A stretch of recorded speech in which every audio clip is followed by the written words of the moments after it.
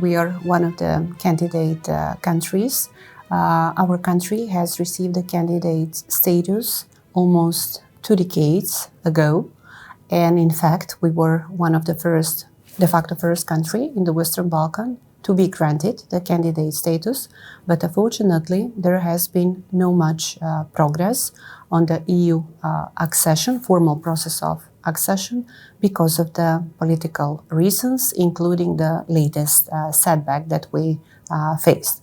I think no doubt that EU membership is one of the important factors that shapes the attractiveness of our investment climate, implying access to single market, harmonized regulation and standards, greater political and economic stability, as well as enhanced protection of foreign investors.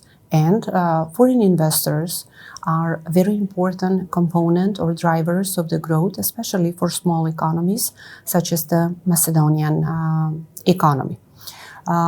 Nevertheless, I should underline that despite all these hurdles that we faced, the pace of the FDI inflows has been solid, especially from the EU, which has helped us further strengthen the trade and financial linkages with the EU.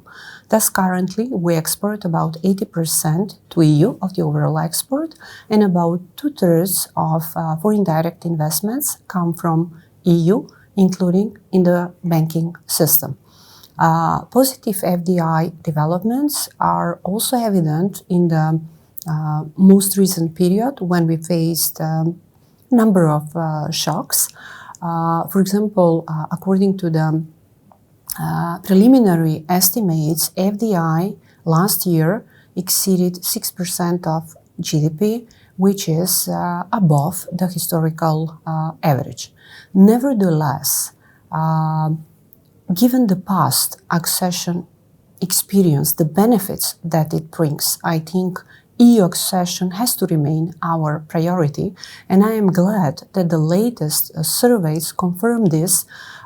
In fact, that the support for EU accession is wide, about 70%.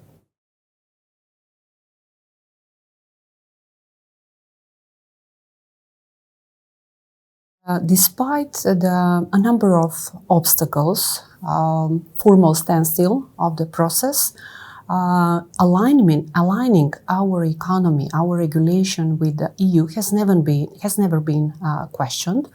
In fact, the most recent report of the European Commission assessed the overall level on average for all chapters as a moderately prepared economy, which is in the upper bound of the Western Balkan region, showing clearly that there is a commitment that will bring us closer to the European family. In terms of the latest reforms that are bringing us closer to the EU, I should probably mention the reforms that we have done in the area of banking and payments area, which have allowed us to submit a formal application for single European payment area. We officially submitted the application. Now is the process of evaluation, and we expect that soon we will be positively assessed.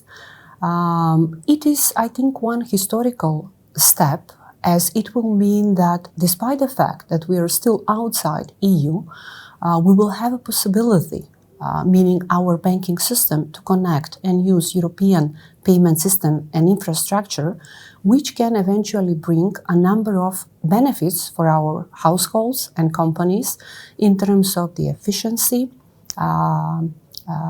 speed, and cost savings for the cross-border payments. For example, according to some estimates of the World Bank, citizens in the Western Balkan region, including in the Macedonian economy, are paying six times higher fees for cross-border pays than the citizens of EU. And for the small and medium-sized enterprises, even more, 10 times. So overall, this process can enhance the competitiveness of our economy, and thus further strengthen linkages with the EU, financial and trade linkages, which can be of significant importance in lifting the growth potential of our economy and speeding up the income convergence process.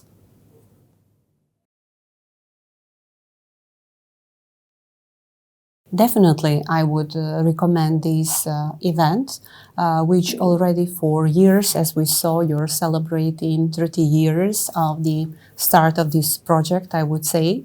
So congratulations on this. It's an excellent platform for getting together, for discussing with different institutions, potential investors, exchanging views, getting new ideas how to do something. So overall, an excellent event.